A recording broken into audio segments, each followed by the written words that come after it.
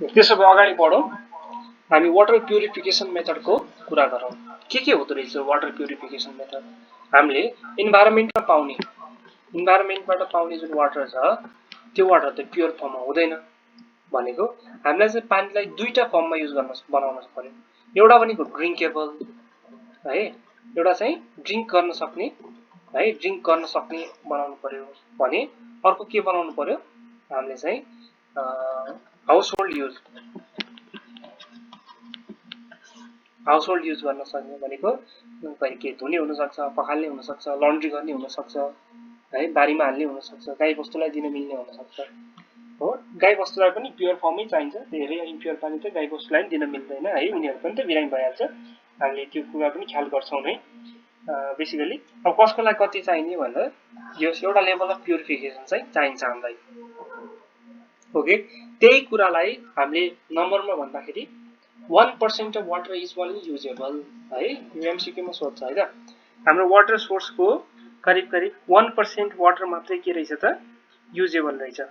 बाकी वाटर के रहेछ 97% समुद्रको पानी रहेछ जुन सल्टी हुन्छ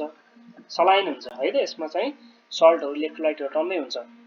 सी वाटर खायो भने उल्टै हामी डिहाइड्रेटेड हुन्छौं त्यति कन्सन्ट्रेटेड हुन्छ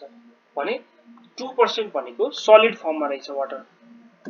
2% भनेको सलिड फर्म भनेको ग्लेसियर आइसबर्ग अथवा तपाईको यो माउन्टेनहरु जे पनि होस् त्यसरी सलिड फर्ममा रहेछ भनेपछि के रहेछ त युजेबल हाम्रो लिक्विड फर्ममा जुन हामी पिउन सक्छौं प्रयोग गर्न सक्छौं त्यो त 1% मात्रै रहेछ भने अब त्यो 1% पनि हामीले डाइरेक्टली युजेबल हुँदैन त्यही भएर त्यस्ताहरुलाई हामीले के गर्नुपर्छ त्यस्तो पानीलाई चाहिँ हामीले सफाई गर्नुपर्ने हुन्छ सफाई गर्नुको उद्देश्य के हो भनेपछि प्याथोजन रिमुभ गर्ने है प्याथोजन रिमुभ गर्नु पर्यो अनि केमिकलहरु हार्मफुल केमिकलहरु हुन सक्छ त्यो हार्मफुल केमिकलहरु रिमुभ गर्नु पर्यो कहिलेकाहीँ चाहिँ वाटरमा जुन केमिकलहरु हुन्छ यिनीहरुले स्मेल र अडर दिइराख्नु हुन्छ हार्मफुल नभए पनि एटलिस्ट हामीलाई खान मन लाग्ने त हुनु पर्यो नि है गनाको पानी त खाएर भएन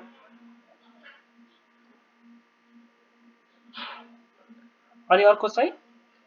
एटलिस्ट यसलाई चाहिँ डोमेस्टिक युज गर्न मिल्ने अथवा ड्रिंकिङ पर्पसको लागि केको लागि हो त्यो लेभलको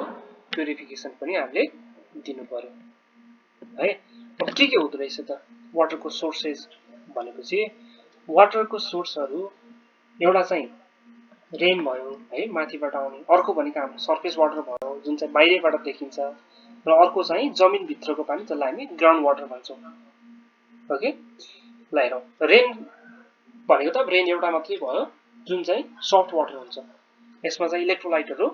हुँदैन है इलेक्ट्रोलाइटहरु हुँदैन युजुअली सफ्ट वाटर हुन्छ ओके र it may not be safe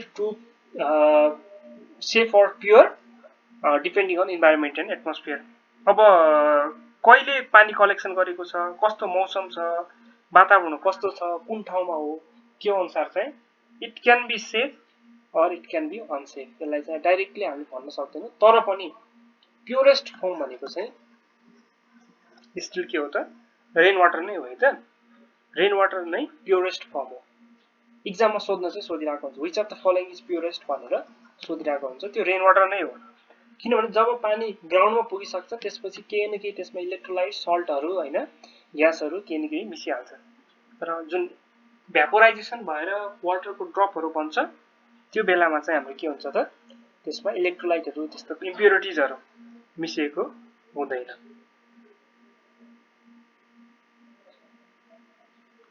त्यसपछि आउँछ सरफेस वाटर भनेको जमिनको सतहको पानी भन्छौं है हामी सतहको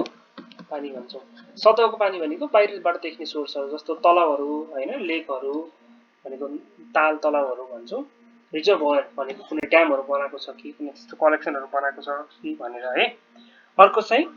रिभर्स एन्ड स्ट्रीम्स यिनीहरु भनेको बगिरहेको भयो है अर्को भनेको यस्तै खाली अब हाम्रो त्यो सीहरु पनि सरफेस वाटर नै हो है त सीहरु ओहरु पनि सरफेस वाटर नै हो यो चाहिँ युजेबल सोर्स भयो र अन्तमा छ ग्राउन्ड वाटरको कुरा ग्राउन्ड वाटर भनेको जमिन मुनिको पानी है त जमिन भित्रको पानी जसमा चाहिँ के हुन्छ त जसमा चाहिँ हाम्रो मिनरलहरु मिसिएको हुन्छ सरफेस वाटरमा पनि मिनरल हुन्छ, यो ग्राउन्ड वाटरमा पनि मिनरल हुन्छ। किन भनेपछि यो सबै हाम्रो माटोमा त के हुन्छ, अभियसली पक्कै पनि केही न केही सल्टहरू, मिनरलहरू, केमिकलहरू भइ नै हाल्छ, अर्गानिक इनअर्गानिक सबै हुन्छ। सरफेस वाटरमा चाहिँ एकदमै अर्गानिक इम्प्युरिटिजहरू हुन्छ है, ब्याक्टेरियाहरू हुन सक्छ, त्यहाँ भाइरसहरू हुन सक्छ, त्यहाँ केमिकलहरू हुन सक्छ, कुनै डेड डिकेड एनिमल अथवा प्लान्ट सोर्सकोहरू हुन सक्छ। भनेपछि सरफेस वाटर त के हुँदो रहेछ, हाइएस्ट चान्स अफ कन्टामिनेसन हुँदो रहेछ नि, किनभने त सिधै हाम्रो के छ त, इन्भाइरोमेन्टमा भएको लिभिङ अर्गानिजमहरूसँग कन्ट्याक्टमा छ। इभन नन लिभिङमा पनि केमिकलहरू हैन, केमिकलहरू अरू कुनै बाइ प्रोडक्टहरू त्यस्तो केही छ, डेड डिकेड भएर बनेका निस्केकाहरू छ, कुनै मिनरलहरू छ, कुनै त्यस्तो कुराहरू छ भने त्यो पनि के हुन्छ त, मिसिएर जान्छ है, त्यो पनि मिसिएर जान्छ।